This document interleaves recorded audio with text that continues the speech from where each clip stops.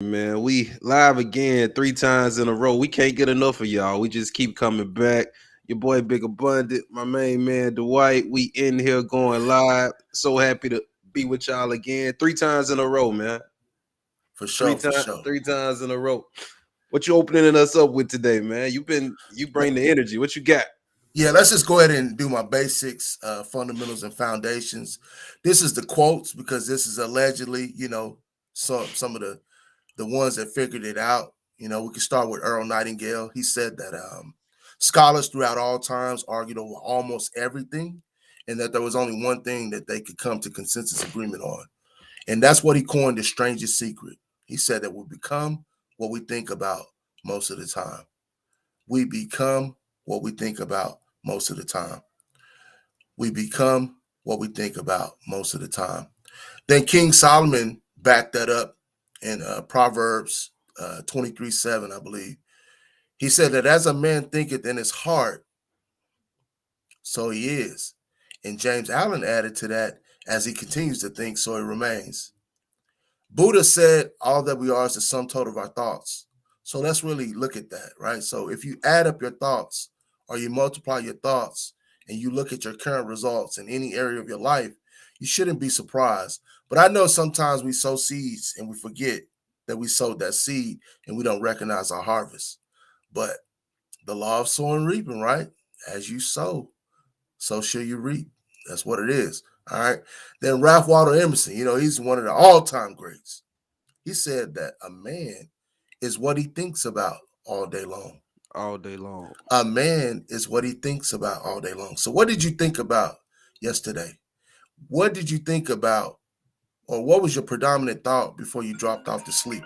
We know we have these two critical times of the day where we have a chance to impregnate our subconscious mind. The most powerful time or impactful time is right before you drop off to sleep. And then the next best time is as soon as you're awake or within that first 15 to 30 minutes or whatnot, right? And then Neville teaches you about SATs, a state aching to sleep, right? So if you ever take a nap, right, you can suggest something to yourself. And Big Abundance slipped that in on y'all the last 2 days, but I don't think y'all caught it.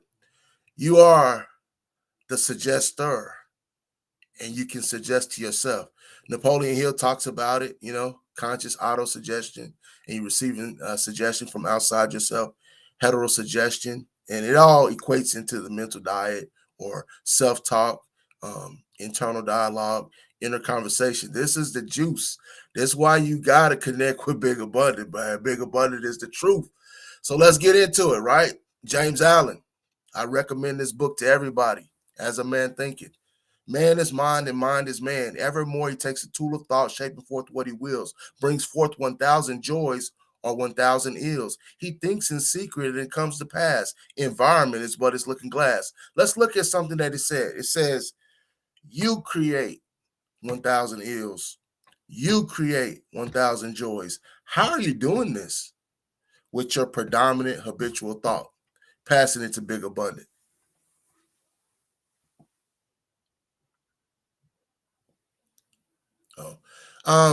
Bob Proctor said, thinking is the highest function that a man or woman is capable of.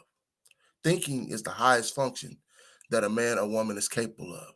Thinking is the highest function that a man or woman is capable of. So it's fair to say that you're thinking all the time. You're always on, you're never off, right? You're always imagining, you're always assuming, you're always believing, you're always perceiving, you're always feeling, you're always expecting. So you are always coming into alignment, coming into agreement with something. My question is it your desire or is it what you don't desire? These are important things, right? Then, I'm told by good authority that Henry Ford couldn't read, but he came up with this magnificent quote. He said, whether you think you can, there's that word, think, or you think you can't, either way, you're right. So that means that if you think and believe that you can do something, you can. If you think and believe that you can't do something, then you're also correct in that. Here's the thing, it's not God, it's not Jesus, it's not your ancestors, it's not your angel gods that makes the decision on whether or not you can do something. It's all you. Okay. And so I have three premises I like to go over that kind of go deeper, and they coincide with these quotes. And the first one is, whatever you think about, it grows in consciousness. So I invite everyone to pay more attention to what it is that they're thinking about, right? Because we know that it's the dominant thoughts that eventually express, right? And then whatever you think is the absolute truth is what you create, right? So, in other words, whatever you choose to believe, whether it is actually true or it is not actually true, it becomes your personal truth. Whatever you choose to believe, whether it is actually true or actually a fact, or it is not actually true or it's not actually a fact, it becomes your personal truth, right? It's all about awareness and perception. You got to evaluate and reevaluate what you're thinking. You got to become aware of what you're thinking. You got to practice being the observer and just with no judgment, right? Just become aware of what you're thinking. Don't judge yourself. Don't be critical of yourself. Don't be analyzing and, feeling down and whatnot. But find out what you're thinking, right? Because for you to receive certain results, you have to be thinking certain things, or you have to be believing certain things. Now, you determine whether or not it's true for you. So why not become aware of it, right? And you don't like the results that it's producing. You don't like the way it makes you feel. You don't like what you're believing. You don't like what you're expecting. You don't like what you're perceiving, right? So you can make the adjustment and you can put in new software or put in a new program because you are operating system. This is how it works. You gotta become conscious of what you're thinking because mindset is everything and everything is mindset, right? We're talking about mindset. We're talking about every thought impulse, every thinking pattern, every thought process. Even though we know, I think according to Joe Dispenza, you're only conscious of about 5%. I think him and Bruce Lipton kind of agree on that. It still makes a difference because when we talk about your thinking, now we're getting to what's happening, at the core level or, from the formless I upwards, you know, to who you think you are, who you're acting like you are, and who you're consistently being. And all of this deals with your generalizations, your conclusions, um, your interpretations, your frames, and your assigning meaning um, to events. And then whether you are choosing, right, to react, fly off the handle instantly, and be on that hamster wheel, you know what I mean? That vicious cycle of failure because you're reacting instead of standing in your power and choosing to respond. Because this I know for sure. And everything I'm telling you is through experience. I don't really believe in theory. Everything I share, I experience it, clients experience it, so on and so forth. If you ask yourself disempowering questions, you're going to always end up on the wrong side of the equation. If you ask yourself empowering questions, you will always end up on the accurate side of the equation. What do I mean by that? Right? Everything is energy. Um, Creation is complete. So energy has to be transcended, transmuted, and transformed. So it's all energy. So when something happens, what you call it is what you call it is what you're going to experience. A lot of times things may happen and they don't go as the way we planned it, or it seems contrary, or it seems unfair. Whatever the case may be, how you judge it is what it basically molds into. I said that way.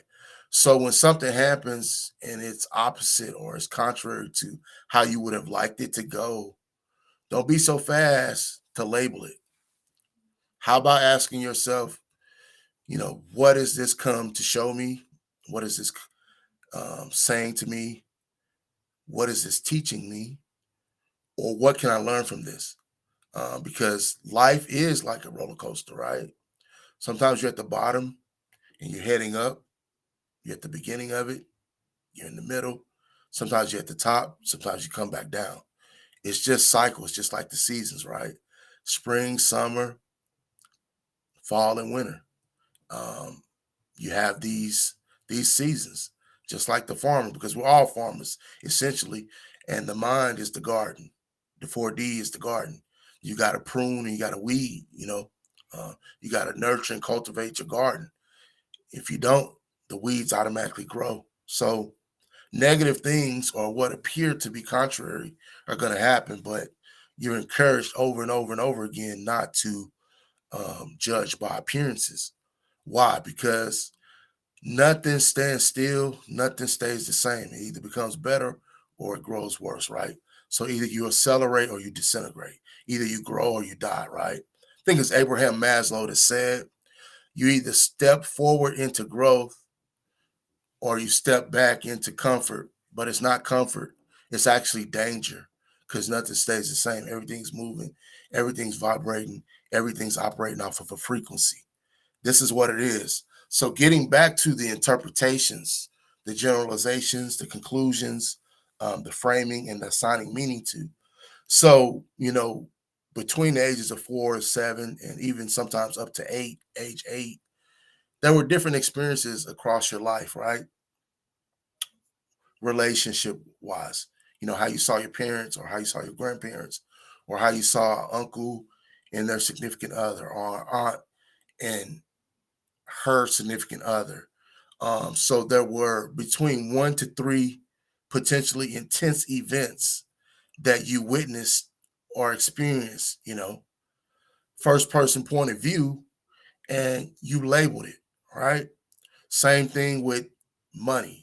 Maybe coming up, money was never talked about in your home, and you saw arguments and fights about money, and you assigned meaning to it or you labeled it. So you took it to mean money causes conflict. Money must be bad because it turns people against each other. These are just examples. And so these are what we're talking about, interpretations. And these interpretations are files inside of your subconscious mind. So whenever it comes to money or it comes to a relationship, you convert back to your memories, right? And so that belief, right, is currently producing your results, your outcomes, your harvest, and your yields. And so until you tap back in and you reframe that or you relabel that or you assign a new meaning to it or reinterpret or reevaluate it and call it something different, make peace with it, these things are going to continue to pose potholes or what can I say, issues for you in any given area, depending on the experience. But because of an intense emotional experience, right, that you were made aware of, you made a judgment, you labeled it, you framed it, or you assigned a meaning to it. So you got to go back in and you got to relabel it, reframe it, or assign a different meaning to it to make peace with it, to move forward. Hopefully that makes sense. But let's get back to mindset, right? So we know that we have 60,000 to 70,000 thoughts a day. And I think Joe Dispenza said it's really like 80,000 to 90,000, but we'll use the lower number, 60,000 to 70,000. And I talk about this in my #1 best-selling book. So Joe Dispenza says that we only aware of about 5%. So we'll use the lower number, right? 60,000. So out of 60,000 thoughts, that means that you're consciously aware of 3,000 thoughts, allegedly or potentially, right? So with those 3,000 thoughts, I have some questions, and then I have an even better question. Um, what definite chief aim did you give those thoughts? What objective did you give those thoughts? What target did you give those thoughts? Right? What goal did you give those thoughts? What mission did you give those thoughts? What purpose did you give those thoughts? All right. And an even better question is, what about the 57,000 thoughts that you allegedly are not aware of? What definite chief aim did you give those thoughts? What intention did you give those thoughts? What objective did you give those thoughts? What target did you give those thoughts? What mission did you give those thoughts? What purpose did you give those thoughts? What vision did you give those thoughts? See, your brain either works for you or it works against you. No question about it. So, in other words, your thoughts are your employees. If you don't give them anything to do, then on their own accord, they tap into the programming, the generational code, the belief paradigms, the environmental conditioning and the regular conditioning, the hypnotic societal programming, and it figures out something to do. That's probably more than 80% likely that it's going to be destructive. Um, and so Joe Dispenza dives further into this, and he says that 91% of your thoughts are the same thoughts from the previous day and the previous day and the previous day. You can go on and on and on and on. And this is why we don't see any permanent or lasting change, because our thoughts don't change, right? You've heard it said, change your thinking and you will change your world. Change your thinking and you will change your world. Change your thinking and you will change your world. Well, you have to change your thinking, because it's changing your thinking that you're able to change you and have you evolve into the next best version of yourself, so that you're thinking on a different level. You've upgraded your mindset and you've now become consciously aware on another level, or practicing awareness or mindfulness on another level. This is the only way that it can happen. So we talked about it yesterday. The mindset also determines your level of awareness or consciousness. Um, your mindset, right? Thought impulses, thinking patterns, thought processes, habitually and predominantly. I'm not saying a fleeting or, a random thought. I'm talking about the dominant thoughts. Is determining your concept of yourself, your self-concept, your identity, and your self-image. This is what mandates. This is what orchestrates. This is what carries out what you're able to accomplish, what you're able to receive. This is what's determining where you live. This is what's determining what you eat. This is what's determining how you dress. This is determining what you drive. This is determining um, how you dress. This is determining where you work. This is determining your salary or your wages. So this is very, very important information. It's super simple, but what you don't know is killing you. What you do not know is killing you. When you don't know what you don't know, that's an issue. That's what you got to address, right? And so then also, um, it dives into um, the feelings, the emotions, and the sensations. What story you're telling yourself, and then what you're able to believe. So a lot of people don't really understand, the matrix of how it works. Well, your brain has to first think that something is possible for you. That makes sense. Then it has to believe, right? Then you have to believe it. So you can't skip this step. Just like you've never seen a serviceable ladder missing a step, you can't skip this step. For anything to occur, right, your brain has to think that it's possible for you. What this means is that you have to already have it in consciousness. Then once your brain thinks that it's possible for you, right, you continue to plant that thought seed. That thought seed is creating either a new neural pathway or neural network through time space repetition, right? This is neuroplasticity, because it's scientifically proven through the law of substitution that the brain can only hold one thought at a time, either a positive thought or a negative thought, either a constructive thought or a destructive thought, either an accurate thought or an inaccurate thought.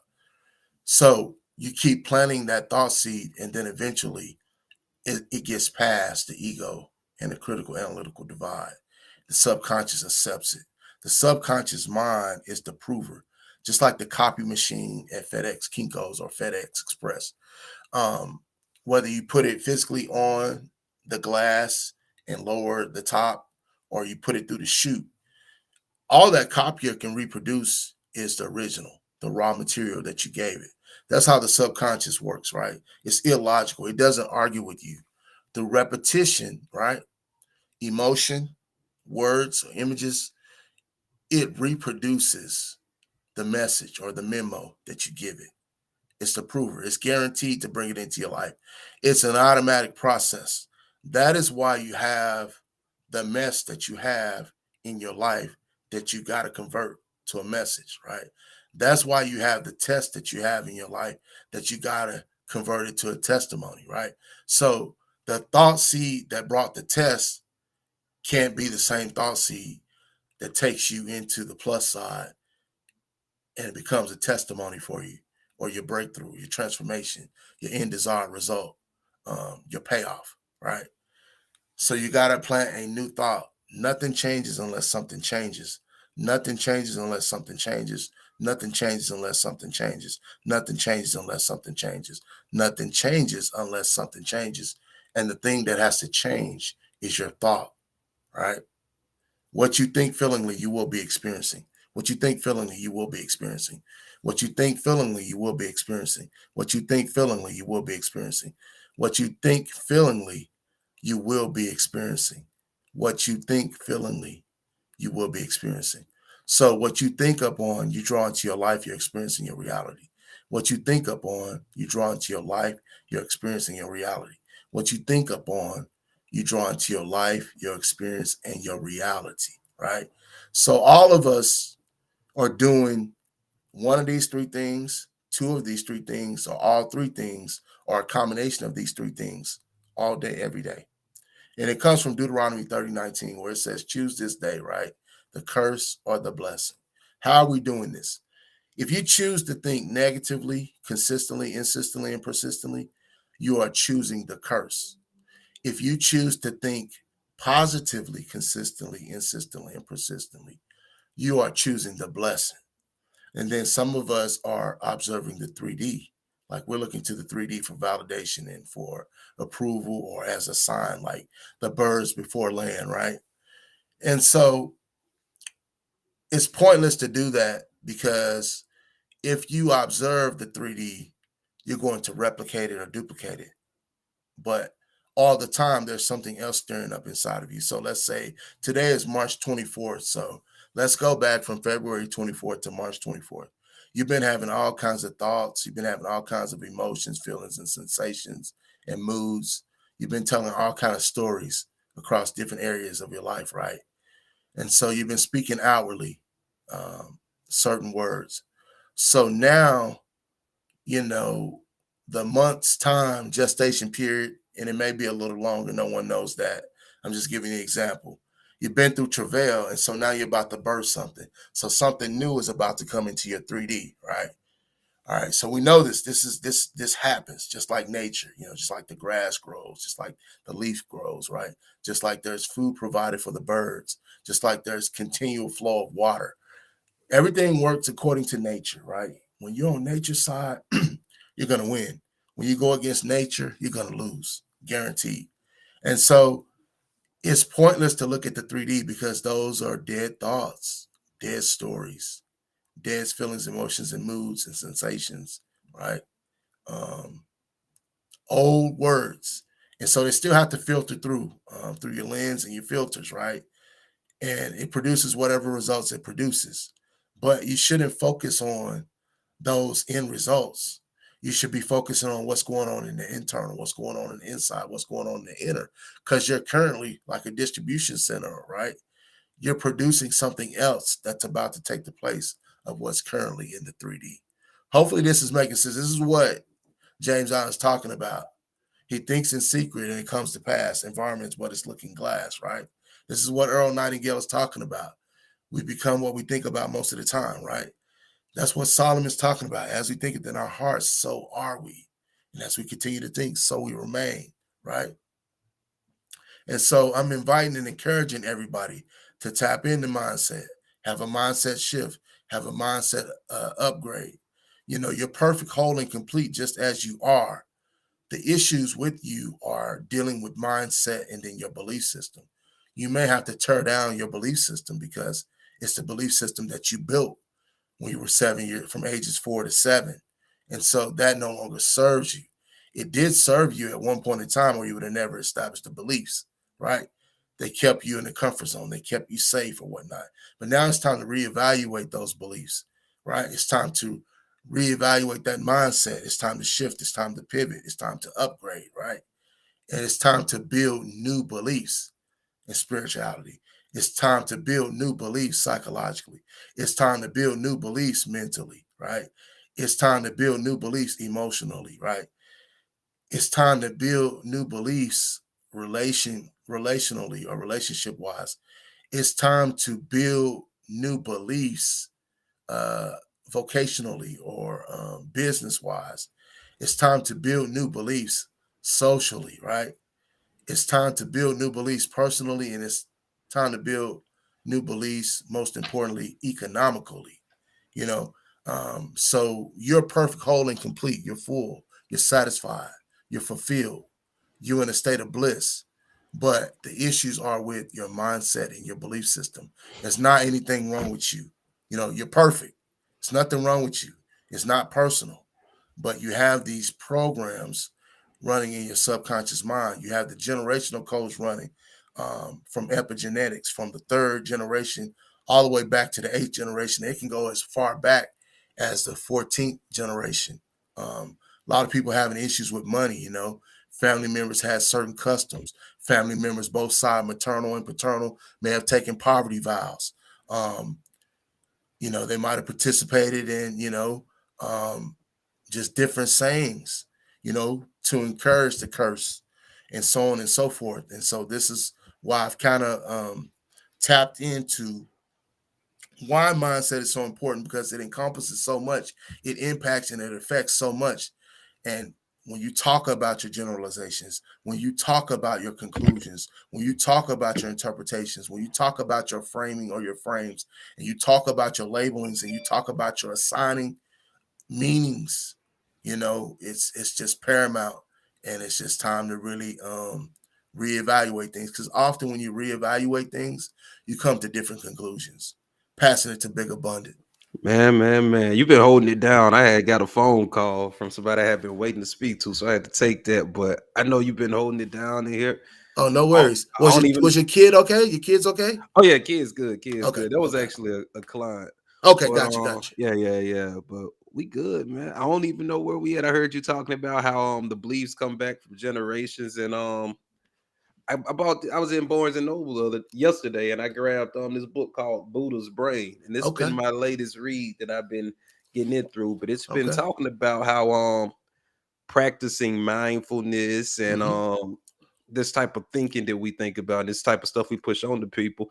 The reason it's so much resistance in places is because generations and generations and generations ago, being mindful and looking at yourself as one with the environment could literally get you killed, because we weren't as safe as humans as we are today. But it's really building that case that we're using the same parts of the brain to stress out the amygdala and all these other parts of the brain to stress out because our boss is upset, as we would as if a tiger was chasing us. And Mm-hmm. it's like today's stress is not yesterday's stress, but we using the same parts of mind and brain to react to them. Mm-hmm. And it was saying that's why it's so much pushback from our body, because it's generations upon generations upon generations upon generations of this can kill you. Like, what can go wrong can kill you. What can go right, even if you miss it, you don't die. So, but it's I'm liking it. It's a good read. I'm gonna spend some good time with those women. That's powerful. Yeah, that's kind of funny because I talked about mindfulness and mindset, thought impulses, thinking patterns, thought process. See, a lot of people, just like you said, whether you're under a real threat or not, see, people don't understand that anxiety can't serve you, right? Okay. You're borrowing energy from the future, bringing it into the now, right, for something that may or may not happen. It's not going to work. But like on Christmas Eve, when we can't sleep as kids because we looked at the presents, we're trying to imagine what it is, figure out what it is. We're enthused, you know what I mean? We're animated.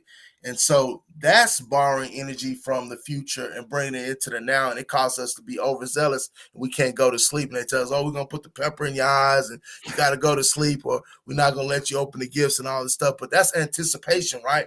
And so both of those things are traveling salesmen, right? Because it's a thought outside your head. It goes inside your head as a belief and it attaches to another belief, right? I'm going to deal with doubt first, right? So that belief attaches to doubt and it travels down to the heart and it creates a feeling of anxiety. So you borrow energy, right? Because everything is energy, right? Creation is finished. There's nowhere for energy to go. It's got to be transcended, transmuted, or transformed, right? It's just recycling. Everything's moving. Everything's a vibration. Everything's a frequency. Nothing stays the same. That's why you're told not to judge by appearances. You're supposed to only be moved by what you believe, because you're not looking for your beliefs. You're looking out as your belief. You are the reality. So that traveling feeling, right, is also, the feeling is a traveling salesman, and it's going to travel down to the left hand, and it's going to become paralysis or powerlessness, inability to act, right? So then we go back, we reverse engineer that. We go back to the original outside of the right ear. That thought is going inside your head as a belief, and it's going to attach to another belief called faith. That's also a traveling salesman. And it's going to travel down to the heart. It's going to create that feeling of anticipation. This is why feeling is a secret. Feeling is a secret. Feeling is a secret. Feeling is a secret. Feeling is a secret. What Neville is teaching you, right? Anticipation. Exactly like I said, you can't sleep on Christmas Eve. All the other nights, 300 and whatever it is, right? You're able to sleep. 8 o'clock, 9 o'clock, 10 o'clock, 11 o'clock. You're able to fall asleep like clockwork, right? But on this one night, you can't fall asleep. That's strange. How can you do something over 300 times and then all of a sudden you can't do it? You can't do it. You get what I'm saying? So then that also is a traveling salesman. And it travels down to the right hand, because your right hand is your strength, right? And it becomes a function called power or ability to act. You asked a question the other day, right? Belief and ability, right? Belief, like, oh, I think I can do this. But ability is like, I've done it, or I know I can do it with great certainty, with full persuasion, with absolute conviction. See, it's a difference. You see, when you're always working with mindset, skill set, tool set, action set, and execution set. When you come to the table with the intangibles, to contribute, to give value, as Big Abundant has alluded to several times, nothing can stop you. You've moved out of your own way. You've already had the repetitions. You know you have giftings and talents inside of you. It's you in your own way, right? What are you thinking? He gave you an example of when you can't find your keys. It's not that the keys ain't there. He's saying it's a thought that's blocking you. You got the thought. You're holding the suggestion that I can't find my keys. I just seen people look for their keys. I just seen people look for their keys with them in their hands. I can't find my keys. I can't find my keys. One day I was on live, cell phone in my face. I'm getting ready to leave the house. I was like, I'm gonna take this on the road, y'all. I'm like, I just gotta find my phone first. Can't find my phone.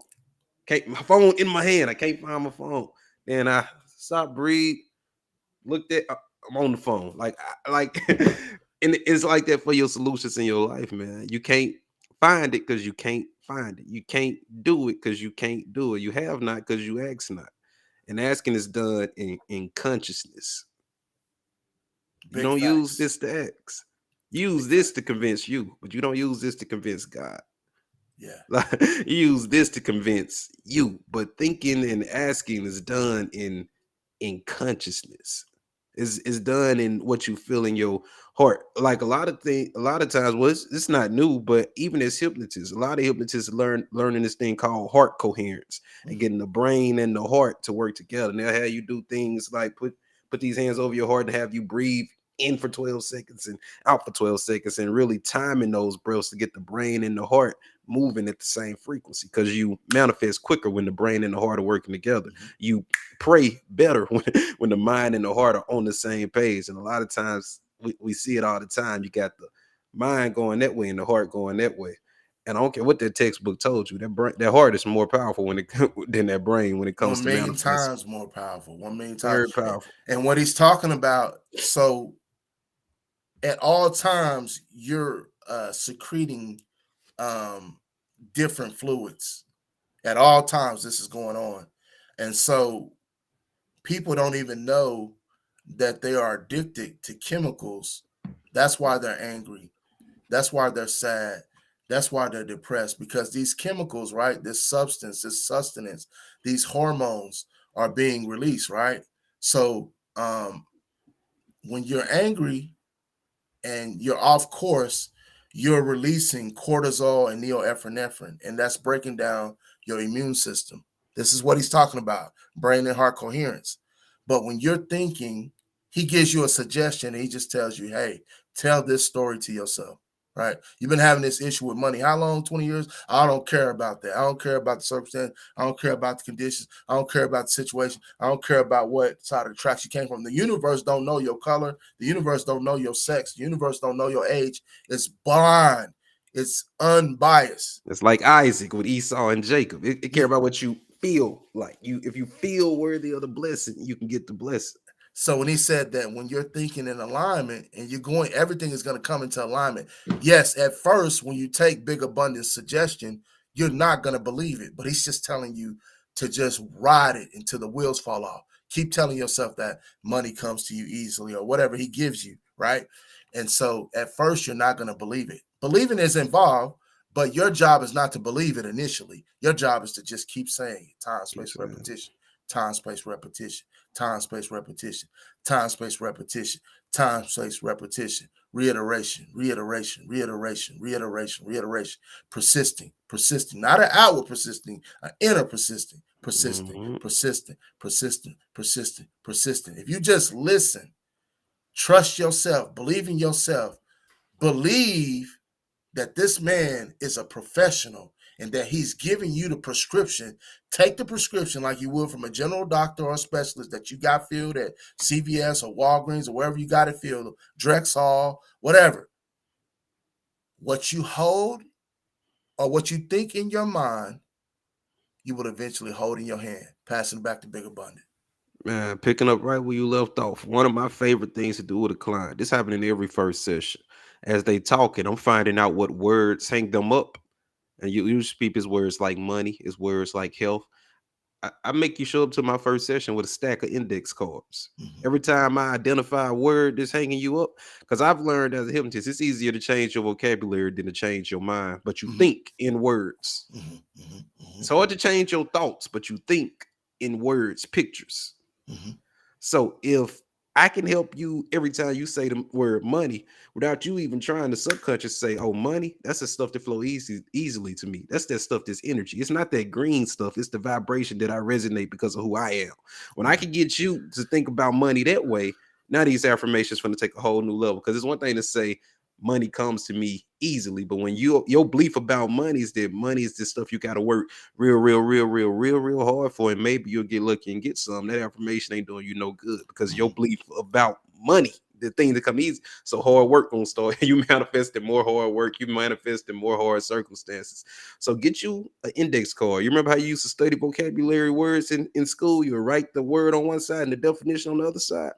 Get your index card, write money on the front side, flip it over on the back, and define money the way you would like to view money.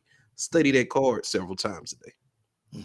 Money comes to me easily and effortlessly. Money, I attract it quicker than I spend it. Money don't spend me, I spend money. Like, define however you want to view money on the back of that card, and you looking at that card several times a day. And what you're doing is eventually you bypassing that critical part of the mind and pushing it right down to that subconscious. Then you ain't even in the mirror doing all those we almost broke Clubhouse one day. I don't know if you passed by that day, Dwight, but I titled the room "Stop Doing Affirmations." People came in there with their sorts out. They was, what you mean stop doing affirmations? You gotta become your affirmation. If you doing an affirmation and leaving it in your mirror, you ain't changing nothing. Yeah. Michael Jordan, he became the affirmation. Muhammad Ali became the affirmation. Kobe Bryant became the affirmation. He didn't do that. Too many people doing it. They get in the mirror, I am love, I am peace. Then get in traffic and be frustrated, be upset, be mad, be angry. Like, you can't just do Just like I put this shirt on, just like I put this chain on, just like I put these jeans on, just like I put these Jordans on. I gotta put the affirmation on. Imagine if you put your shoes on in the morning, kept them on for 30 seconds, and took them off and put them back in the closet. You walking around barefooted. Yeah. But that's what happened when you do your affirmation and go, okay, done with that. Now let me get back to real life. No, that you got to take that with you. If you, I am love, you leave the house looking for evidence of that love. Law of expectation. We talked about that yesterday. If you are love, you go to work expecting people to treat you like you are love. Yeah. You expect patience out of yourself from other people. You expect those things, but don't do the affirmation and leave it behind. Bring it with you.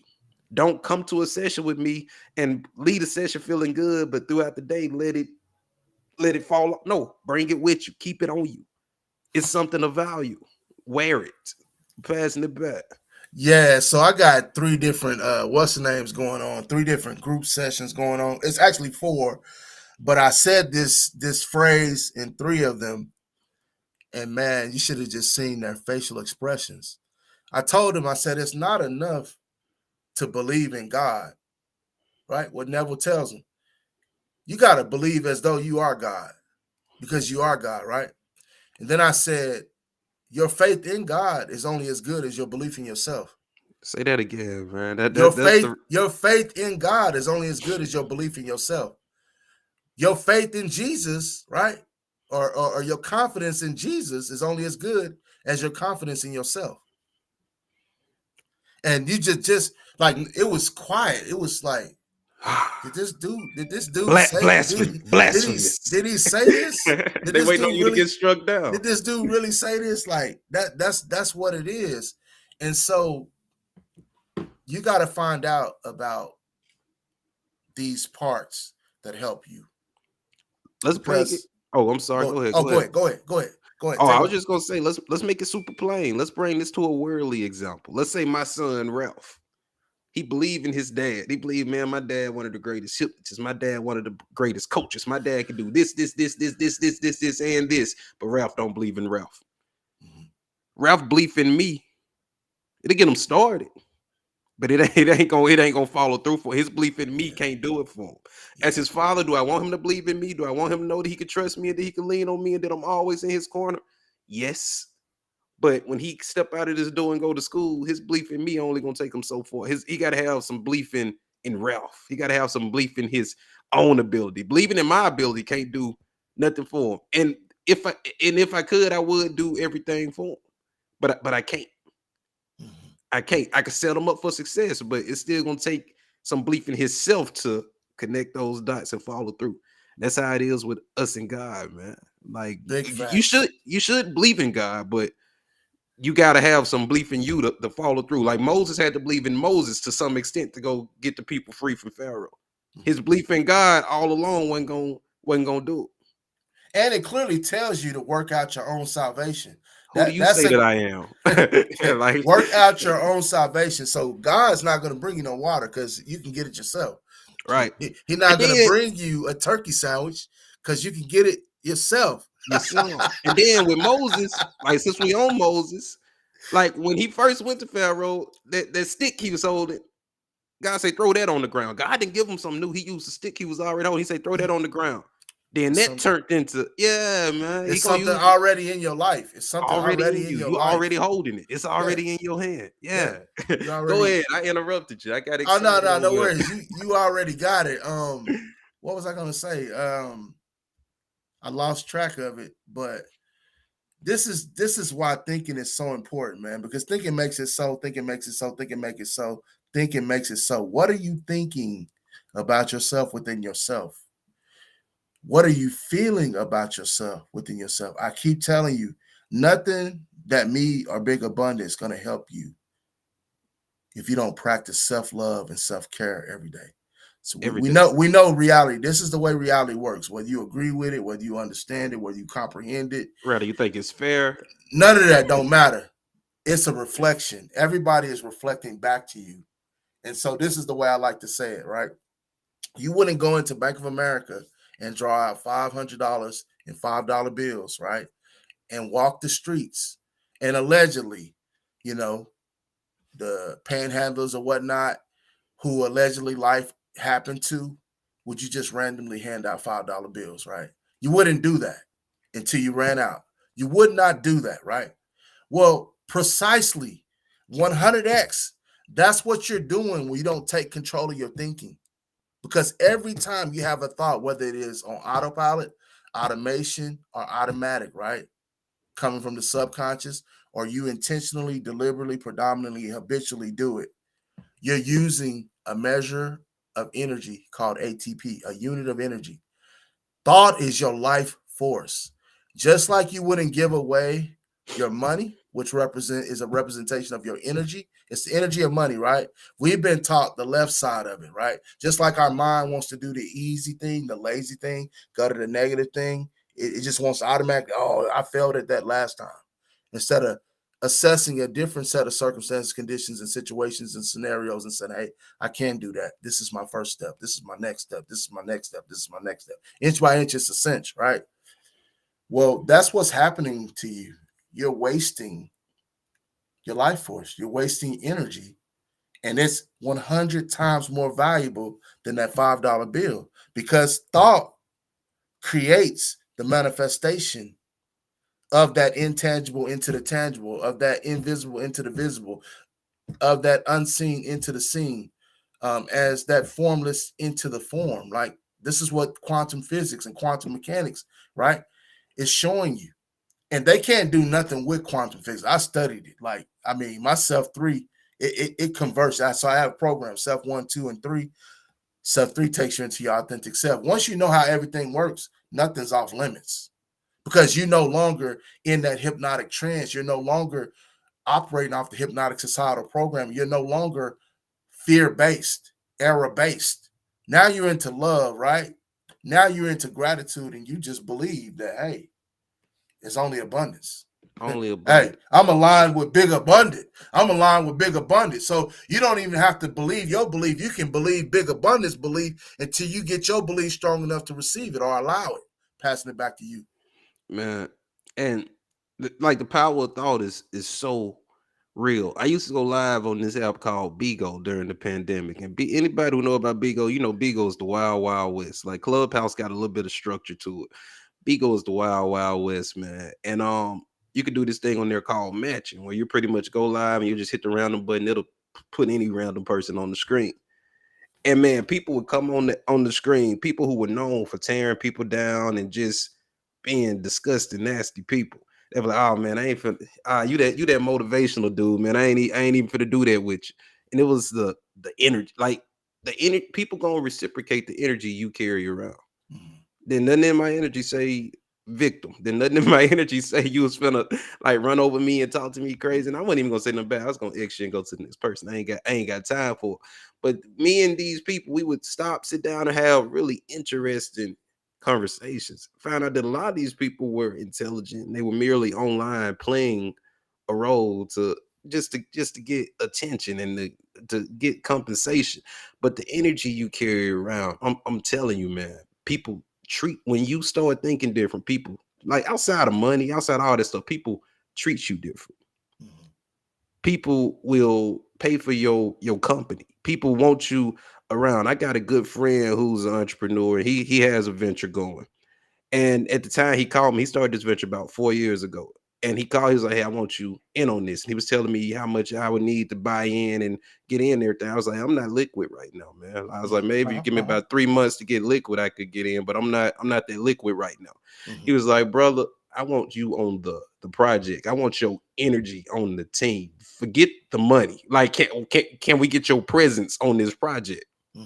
I'm like, "For sure." And I told him I get you the money when as I get liquid, I get you the Yeah, money. yeah. By the time I had the money in hand, he said, "Oh, we paid that out of the profits. Like you good. We want your energy on the contracts. We want your energy on, like, your energy is more valuable than money. Anything, yeah, yeah. Your It's what energy is, produces it. It's what yeah. produces it.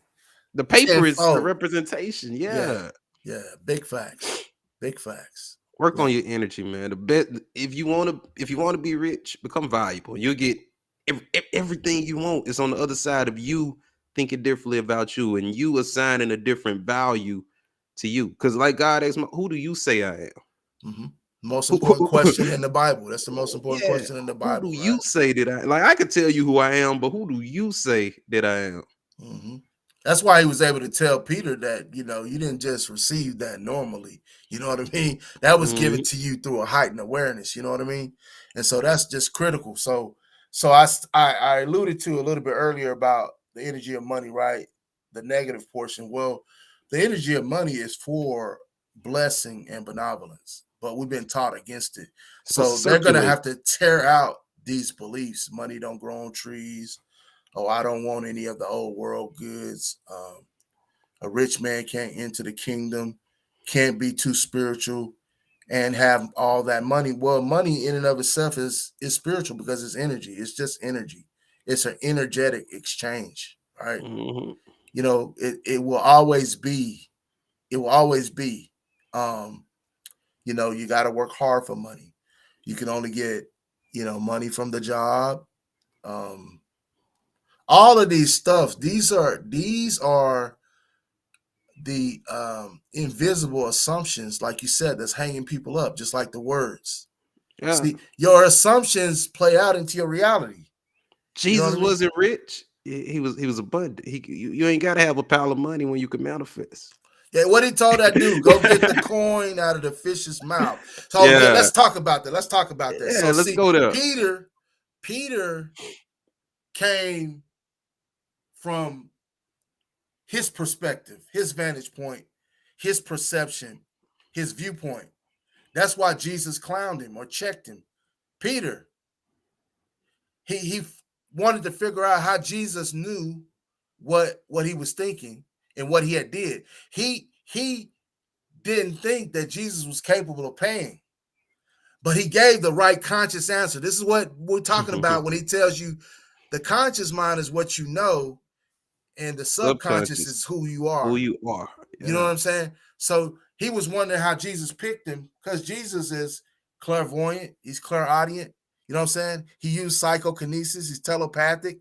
So Hmm. he already knew what was in his heart. You see what I'm saying? He gave the right verbal answer, but he didn't think Jesus was going to be able to deliver. So Jesus said, go pull up the first fish and get the coin out of his mouth. Passing it back to you. Man, listen.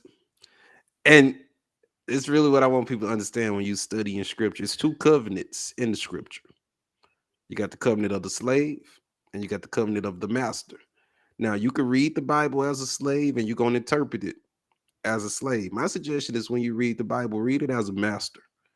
Take time to see every character in the Bible as you. Because when you really start to get deep in that thing, I done read them all. You realize the Bible is one of the greatest psychology book ever written.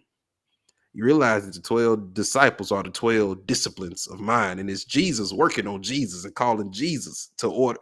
Like when you read the Bible, you realize that Mary is you when you're pregnant with a vision. Mm-hmm. And you got to Big protect facts. that vision from King Karad. And you got to go hide that vision until it's strong enough to stand on its own. Then that vision it'll come back when it's an adult. When you got that idea for your business, if you're gonna tell your mom about it, you ain't no entrepreneur, ain't nobody in our family ever did. If you know that's the type of energy she gonna bring to the business, you gotta hide that business from her until it's so big she can't do nothing to stop it. By the time she hear about it, it need to already have a logo. It need to already have its first hundred. It need to already have its first few $1,000s made. It need to already be in motion so she can't talk you out of it. But you don't take baby Jesus. Everybody ain't ready for baby Jesus. You find you a Joseph that's gonna help you protect that baby, even though they didn't help you conceive it. Everybody in the Bible is you. When you had an idea and you didn't let the world get you down on your idea, and you didn't ate from the tree, now you kicked out of the garden and you got to work hard on this business. You in the mindset of Noah. Now you got to get in this ark. You got to block out all that negativity for 40 days and for 40 nights while God flood it all out. You got to go stay in the ark and keep working on that business. And ain't nobody going to be in the live stream with you. You're going to be in there by yourself. And ain't nobody else in your family excited about it. It don't matter because you got to go inside, close the doors, board it up. The animals, those the ideas, those the pieces to the plan. Then when it's done, Rain, you're gonna open the door, and guess what you're rolling out with? You're rolling out with that business. Everybody in the Bible is you. Paul is you. Samson is you. Man, like everybody in the Bible is you in a different chapter in your life. When Jesus in that garden and he's like, hey, do I got to drink from this cup? Like you've been there. Everybody in the Bible is you, and put yourself in all of those roles, including Jesus. And look at Jesus as the example, not the exception. Mm-hmm.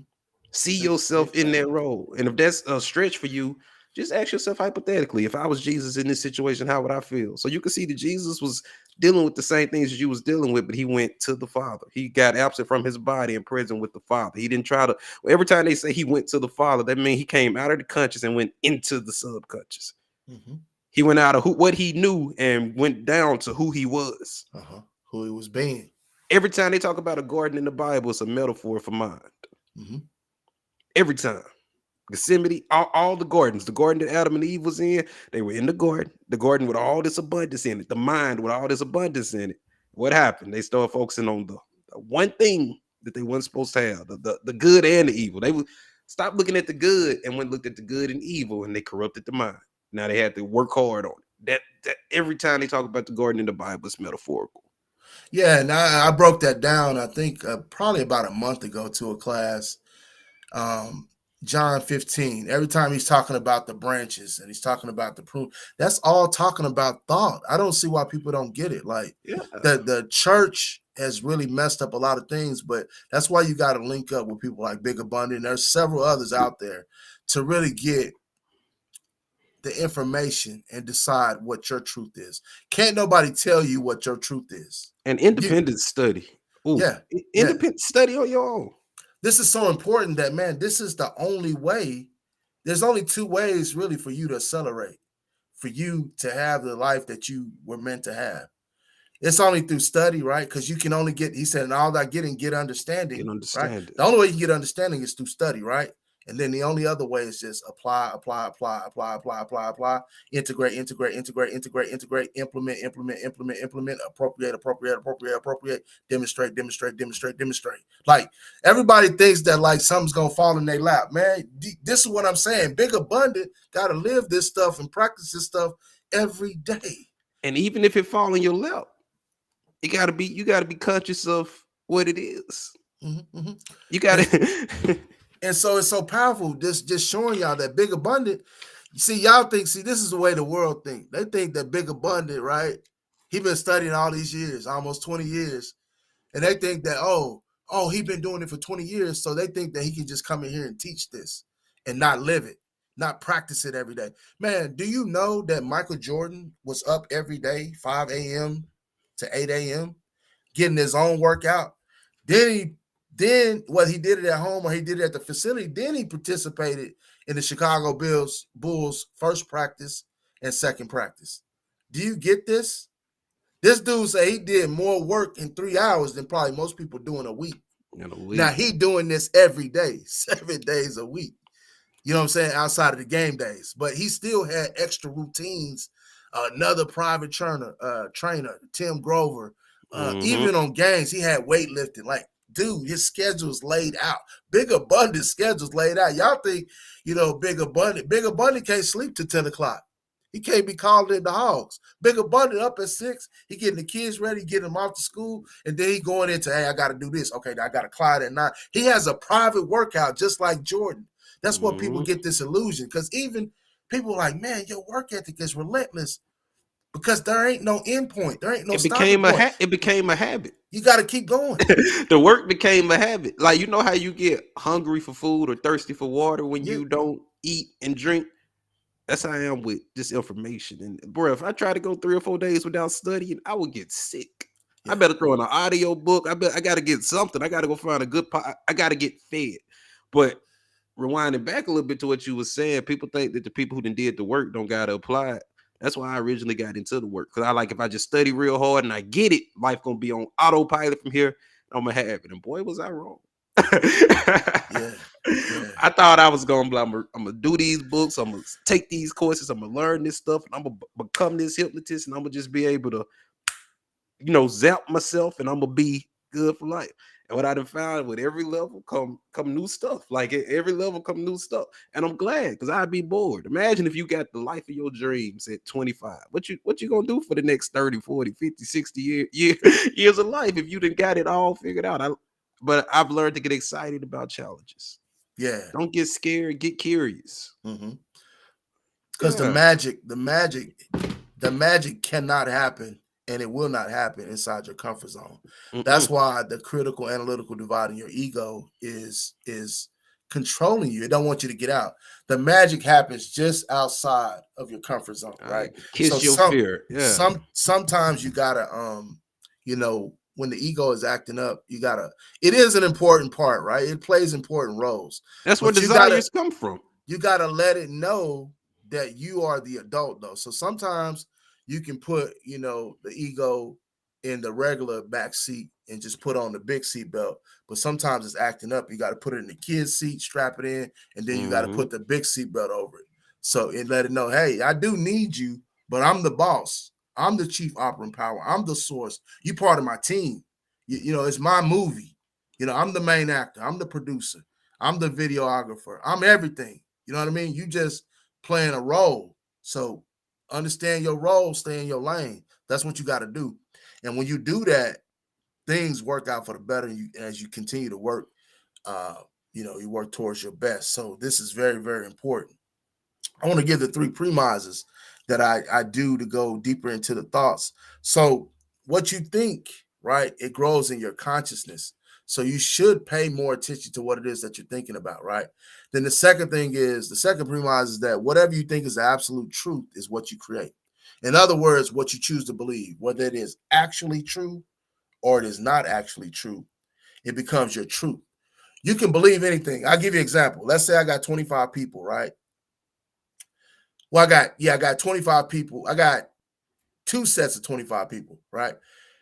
One group has only seen the front of the dollar bill, and one of the groups have only seen the back. So the people that's only seen the front is saying that there's no triangle on the back of the dollar bill. And then the people that's only seen the back is saying George Washington ain't the president on the front of the dollar bill. So from limited perspective, both groups are right. But I'm going to show you can form a belief instantly, right? When I show the people that's only seen the back that George Washington is in fact on the front of the dollar bill, what happened? Instantly, they establish a new belief. And then when I flip it and I show the people that's only seen the front of the dollar bill, the back of the dollar bill, and they see the triangle, they say, oh, it is a triangle on the dollar bill, on the back of the dollar bill. Instantly, they form a new belief. If you ever study debate, debate gets you nowhere. If me and Big Abundant was having an argument, right? Sort of like a debate. Here's what's going to happen.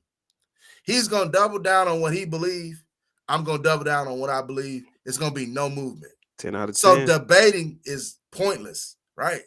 But I'm just showing you, belief is very, very important. Every single war that's ever been fought is because somebody believes something and somebody believes something else. This is powerful, folks. Passing it back to Big Abundant. Hey, going back to that debating thing. Like when I work with salesmen, that's the first thing I teach them. Don't you ever in your life disagree with some people. And even if you disagree with them people you selling that stuff to, agree with them and then just take it further. Filter it.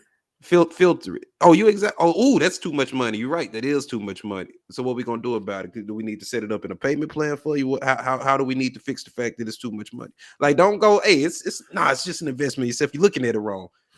Even though they are, agree with them first. Like, yeah, that is too much money. So 4 payments. How many payments we need to break it down into? Like even in your relationship, if you want to get the person to move, that's hypnosis 101. Agree with them. Don't disagree with them. That ain't gonna work on me. You're right. It ain't gonna work on you. Let's see what happened though. Yeah. Let's just let's do an experiment. And as they doing the experiment, they gonna see. Why you business coaches out there, if your sales have went down, or you just kind of in struggleville a little bit, I highly encourage you to reach out to Big Abundant. And I'm just going to drop a gem for you because I am a business coach too. So when we're talking about sales is not manipulating someone. Sales is not pulling someone's arm or strong arming them or making them get something that they can't get. Because through the science and psychology of human behavior, it's not possible anyway. People do things for reason 1A and 1B, right? Because they want to or they don't want to. So sales is actually right? Uncovering the value in your product, program, or service so elegantly, so extravagantly, so eloquently that they feel that you are the best option and that you are the only vehicle that can get them their payoff, that can get them their transformation, that can get them their breakthrough, or can get them their desired specific end result. See, when you present the value that way, because everything I do, like everybody tells me I over deliver. I feel like a minimum of 5x, 10x. People be like, man, it's 50x, it's 100x. And it shows in their results, their financial results. Mm-hmm. And so sales is helping someone make a decision that they already want to make. They already So want if to you make. a coach out there, I don't care what kind of coach you is, relationship coach, business coach, whatever kind of coach you is, Big Abundant can make some major things happen for you. It's a shift. You are the one blocking the sales anyways, because all The only one. subconscious are connected. So you are even actually saying no to your own self. See, and what no doesn't necessarily mean no. It just means that you haven't shown me enough value for me to jump in yet. That's all it means. It's actually optimization data. When you begin to see it from that perspective, from that vantage point, from that perception, man, your business is finna shift. I'm talking about Finish up. pivot in a major way. Man, and you gotta, like, when you coaching, like he said, whatever field you coaching in, when people talk to you, when they come to your strategy call, they need to be on the strategy call thinking, man, where have you been my whole life? Yeah. Like that's when people pull out their credit card. Like, I'm not gonna exchange my money for what I feel is equal value. Mm-mm. Like, if I say, Dwight, I got $1. Now, if you give me your dollar, I'm gonna give you my dollar. What's the point of that? Yeah. Now, if I say, Dwight, I got this $100 bill. If you give me a $1 bill, I'm gonna give you this $100 bill. Not even thinking about it. What you gonna do? You gonna be like, hey, you got another one? Like, can we do this again?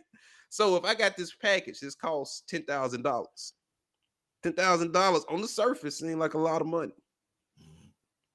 But if that $10,000 finna help you make $120,000, not just this year, but every year going forward, and it's gonna help you get more and more and more. And as you practice the skills that you only paid $10,000 for over time, you gonna make that over and over and over and over again. It's a no-brainer.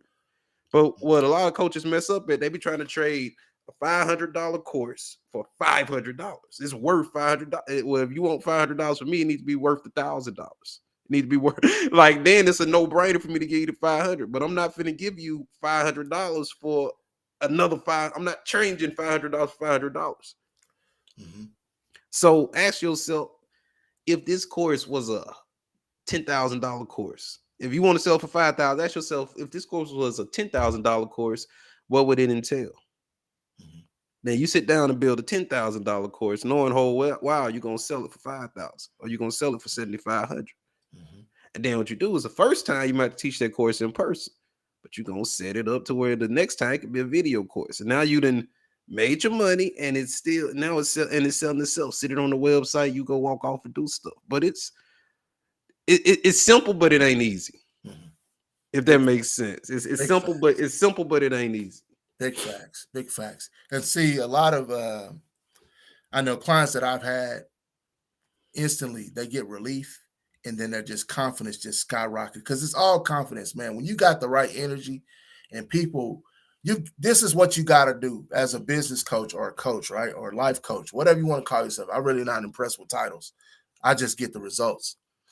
You got to believe in yourself emphatically, supreme belief in yourself, supreme confidence in yourself. And you got to have supreme belief and supreme confidence in what you're doing, right? When you've done the inner work, right? And you're doing it, you're living it, you're being it, you're being it, you're being it, you're being it, you're being it. You don't have to worry about all that drama and trauma. Because people come in, hey, because I tell people, like, man, I don't care if you buy or you don't buy. I'm still going to give you a blueprint, a mind map, a formula, a recipe that can take you where you want to go. If you get on a discovery call with me, that's going to be the best 20 or 30 minutes of your life. Because just because you got to be in my energy. And I done discovered the trick is the quickest shortcut to money is helping somebody. Yeah. The quickest shortcut is to get on there and start feeding people. And it's gonna start. Anytime my finances ain't on the up and up, I go, I ain't been giving enough. Because giving and receiving, two ends of the same stick. Yeah. And anytime my receiving ain't looking like I wanted to look, I know that I ain't been given enough. So it's time for me to get some value. It's time for me to do some free sessions. It's time for me to get on YouTube and pour out. It's time for me to get on TikTok and pour out. It's time for me to get on Clubhouse and pour out. Giving and receiving the same stick. And I see people with the other problem where it's flipped. They real good at giving, but they're not real good at receiving. That's As soon as you go, 95%. I want to pour into you. I want to bless you. What's your cash out? Oh man, I don't need, bro. Let somebody ask for my cash out. Big younger bunch, like it's young, like Yeah. receiving and giving are two ends of the same stick. That's why love of money is the root of all evil. Because money wasn't meant. Like think about it. I love my children. Love them to death. It ain't nothing I'm finna exchange my children for. If the mortgage company want my children, they can have the house. Yeah. If the light company want my children, we're gonna be sitting in the dark. You can't have my children. But this green stuff, this tool that's meant to circulate out, you can have it. Money isn't meant to be loved. It's meant to be circulated. It's like a river. When it's sitting stagnant, it gets full of bacteria. Yeah. But when it's flowing, that it's doing what it's meant to do. Money's supposed to circulate. And the more you circulate it, the more it grows. Money can't do nothing for you in the bank. That money supposed to be invested in coaching. It's supposed to be invested in courses. It's supposed to be invested in stocks. It's supposed to be invested in businesses. It's supposed to be exchanged for good times, dinners, and vacations, and stuff that you and your family can do together. That money not supposed to be sitting still. It's supposed to be circulating. But yeah. Big facts, big facts. Big Abundant dropping it on y'all. He taking y'all to another level, Just to a whole nother stratosphere. I want to get back on this thought. So let's just really dive into it, because you can never hear this enough. And see, this is what I don't want y'all to do. I don't want y'all coming in here listening to Big Abundant and talking about, oh, I know this. Oh, I heard him do this a few weeks ago. No. Repetition. My routine, I do it every day. And there's sometimes I skip stuff. I have to come back to it, but I try to make sure by that 11 o'clock at night I get it in, because my routine is intense, and I have so many clients. You know, I have group sessions, but I still got to execute it, because you feel naked when you don't get it done. That's the bottom line, and it impacts you, and it impacts your confidence. You gotta flat out learn how to get it done, right? So let's just talk about it, right? Everything is coming from thought. Thought is like God, right? The spaceship came from thought. The rocket came from thought.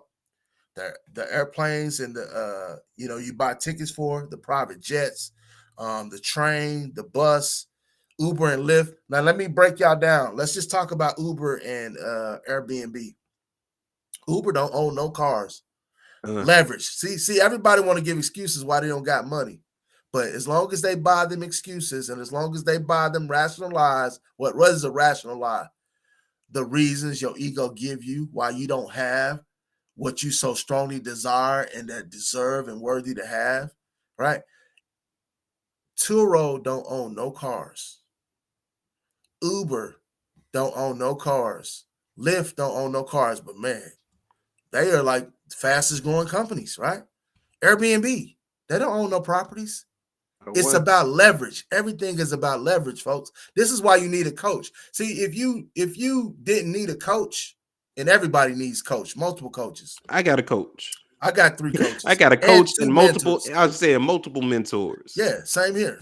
And I've been having coaches since 2015, and nobody's work ethic is like mine. So it's just like saying Michael Jordan's got a coach, and it's saying, like, if Michael Jordan got a coach, what do you think you need?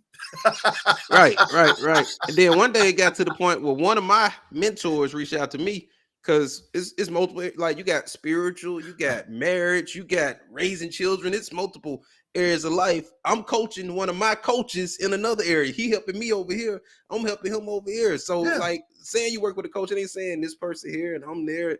It ain't about all of that. It's about, hey, you got to understand it in this area over here that I lack. And I could go read all the books and waste a lot of time, or I could spend 45 minutes a week picking your brain, taking my hard questions right to you and leaving with answers. Because it's going to take all day to flip through this book. And actually, out of every book you read, you only need about 20% of it. The rest of it just there because you wasn't going to buy a pamphlet. You weren't going to give them $20 for a pamphlet. So the rest of cut through the fluff. Get you a coach. What you save in time, oh man. Yeah, so leverage. Everything is about leveraging. You got to leverage your tools, your resources, your means. You know, even without resources, you can still be resourceful. You got to stop. You got to kill these excuses. You got to figure out how to get it done. That's the bottom line. You got to figure out how to get it done. You got to figure out how to get it done. You got to figure out how to get it done. You got to take what you got working and you got to optimize. You got to maximize it, right? Just like I know, like in middle school or whatever, all they used to say, you play 21 with these old men or whatever, or these older kids. And so, I'm good at 3-point shooting. I'm good at mid-range shooting. Like I don't really miss from mid-range, in a prior life. And so they'll be like, oh, all you do is shoot threes. All you do is shoot threes. But see, what they really want, they want you to drive in there so they can slam you down or they can hurt you. You know what I mean? But if this is working for me, I'm not going to stop until it stop working for me. And just like the same thing is, he can only go right. Make him go left. Make him go left. I'm going right 100 times out of 100 times until you stop me. Then I'm going to work on that left hand. Right. And bro, that's what people like. I talk to younger hypnotists and stuff. They have these complex plans. It's so complicated they can't even follow. Yeah. And then a lot of why you doing that? I don't know why you do. Like, bro, take this out, this out, this out, this out. Do these 2 things every day. Watch your calendar fill up. Why how I'm gonna do? Remember, you paying for coaching. Yeah. Not debating, you paying for coaching. Do these 2 things every day. Then a month, they're like, man, I can't believe my most of the stuff you overcomplicate. Most of it you're doing too much. You straining. Manifesting is not straining. Manifesting is getting at ease and trusting that it is already done. It's them little nuances that be hanging something up. It's not understanding that wanting something really, really, really, really, really, really bad and not wanting something really, really, really, really, really, really bad are the same exact thing. Same exact thing. You thinking by wanting to be like not wanting to be broke is not the same thing as wanting to be rich. They 2 different things, 2 completely different vibrations. Saying I don't want to be broke is not the same thing as saying I want to be rich. They not.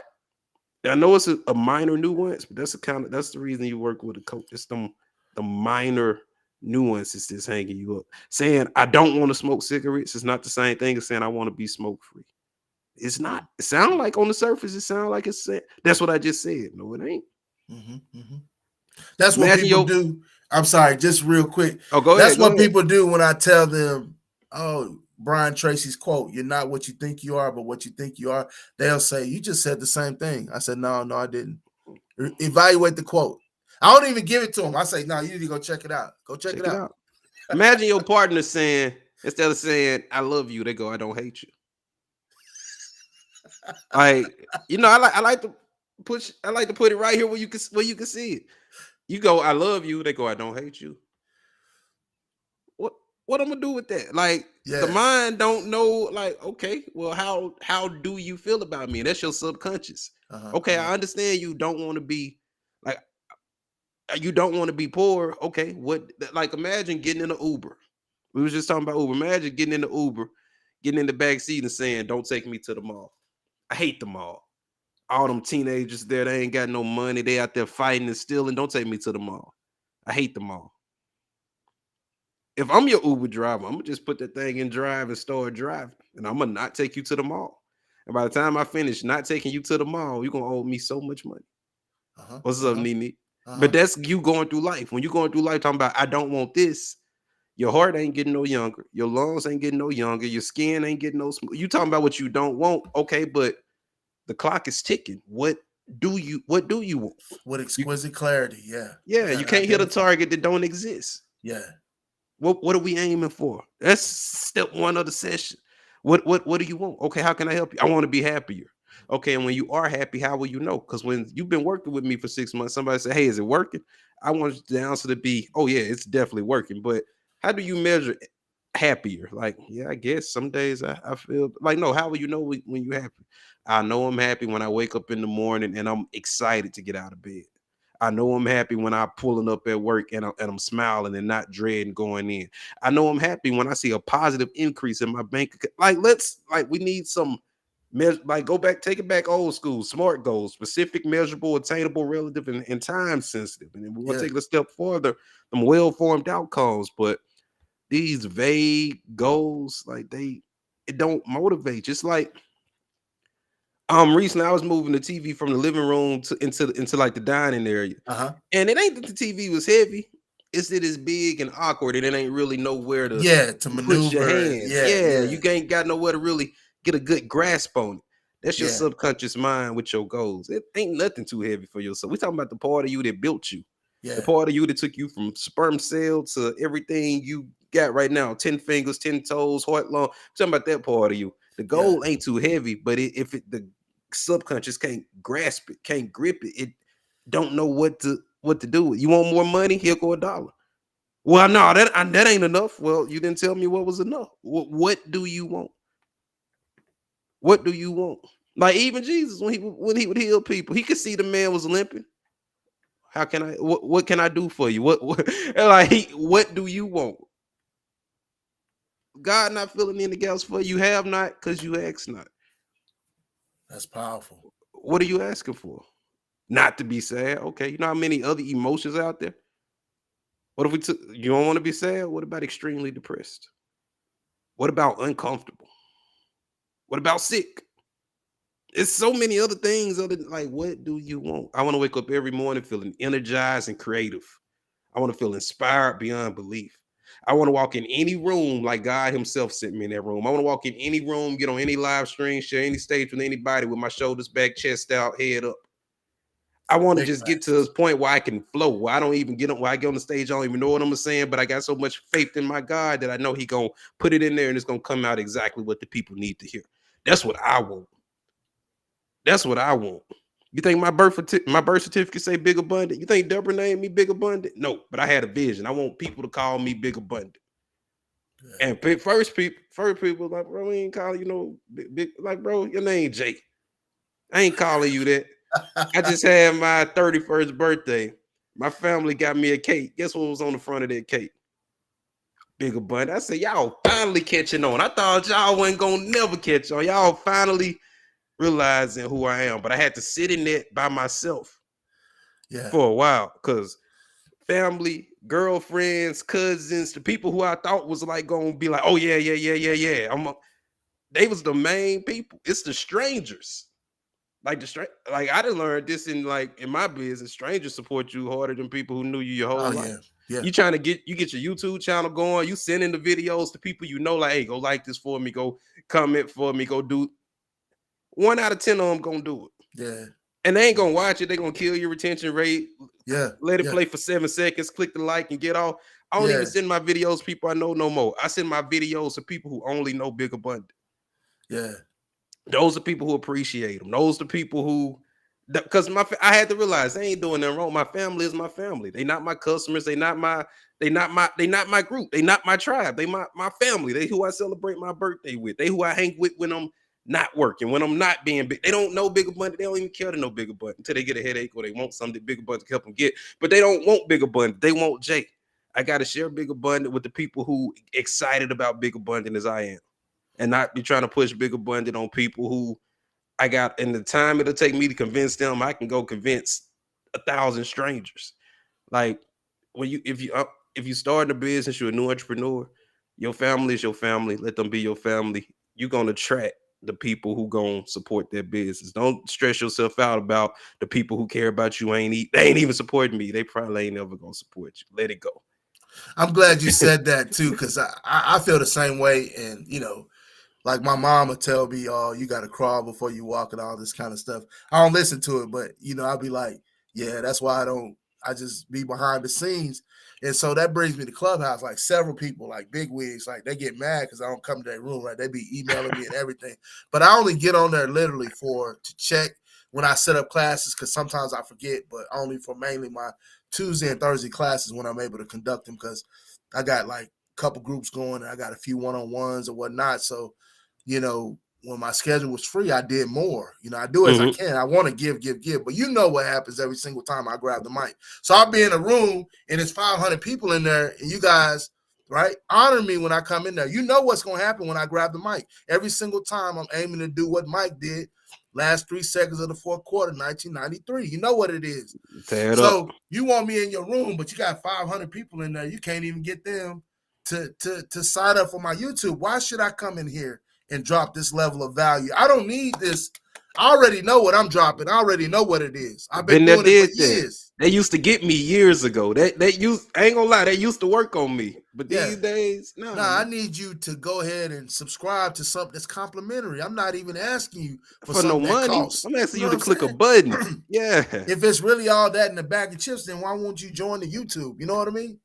But it's just the way it is. And it's like, but I'm like, nah, man, I go by my gut, man. You know, if I feel like coming to your room and speaking, dropping something, I'll do it. If I don't, I don't. It's not personal. It's just that, man, I got to protect my energy. I got to protect my environment.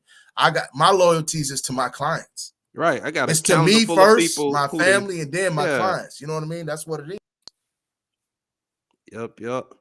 But man, yeah, I'm glad we can come on here and have these talks. And this is why it's important to have you a circle of people who think like you think, who move like you move. Because this ain't a conversation that I could just have with anybody. Ain't just no anybody gonna get this. Stop trying to force your old people into your new stuff. Some of them gonna transition. I ain't gonna lie. I got some real, my boy Toon, my boy Sheung. Man, these two dudes support anything I do. I know they might watch, but like, oh, bro, so we don't be support. Like, no, I got friends who support. I ain't saying ain't none of your friends gonna support, but I'm saying the ones that you notice who aren't, like, bro, let it go. The energy you wasting trying to get them to support, you can be putting that energy into making videos. And I'm telling you, people who stumble across your video at 3 a.m. in the morning when they was going through it and they couldn't get their therapist on the phone, they couldn't get their spiritual advisor on the phone, but they scrolled against they came across your video and you spoke life into them at a time when nobody could.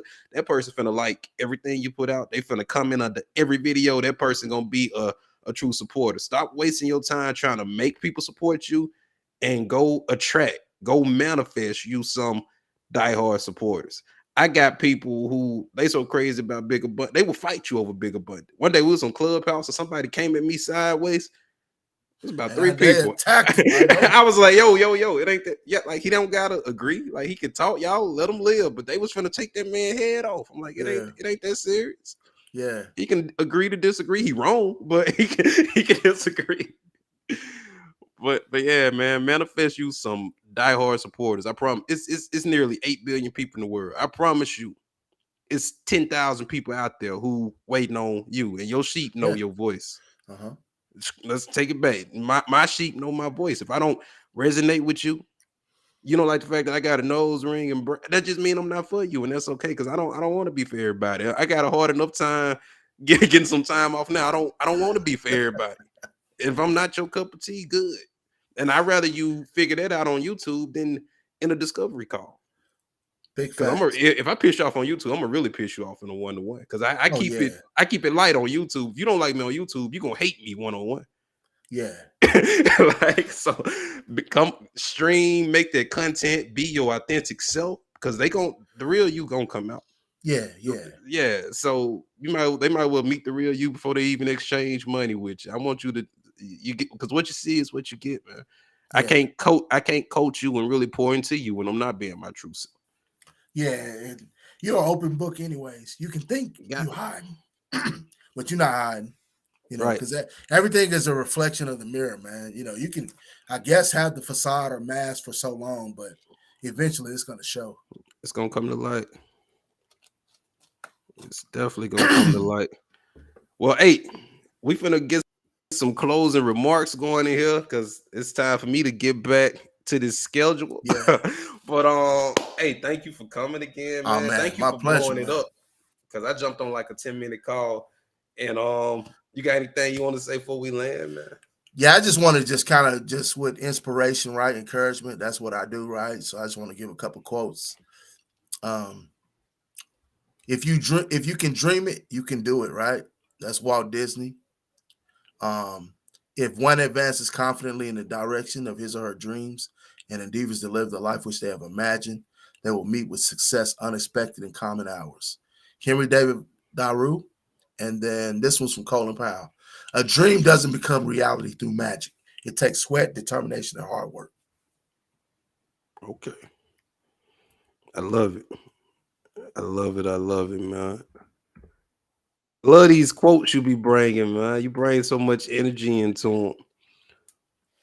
But yo, as always, I'm Big Abundant. Love y'all. Ain't a thing y'all could do about it. My man Dwight, let me make you big up here, man. This is his YouTube channel, his information right there. I'm telling you, you cheating yourself if you don't go on that channel and hit subscribe. Awesome way to start your morning, awesome way to end your day, awesome way to get some midday motivation. Awesome way. But that's that. Y'all hit that. And I'm gonna pass it back to you one last time before we shut it down, man. And we finna get out of here. All right, man. Just want to express sincere gratitude. Thank you for having me. For sure, for sure. Well, it's all love, and we planning to go live tomorrow. So most likely we'll see y'all tomorrow around noon Central Standard Time. We haven't made it for certain yet, but I'll be dropping an Instagram post and I'll post on YouTube once we lock down on the definite details and let y'all know where to find us at next.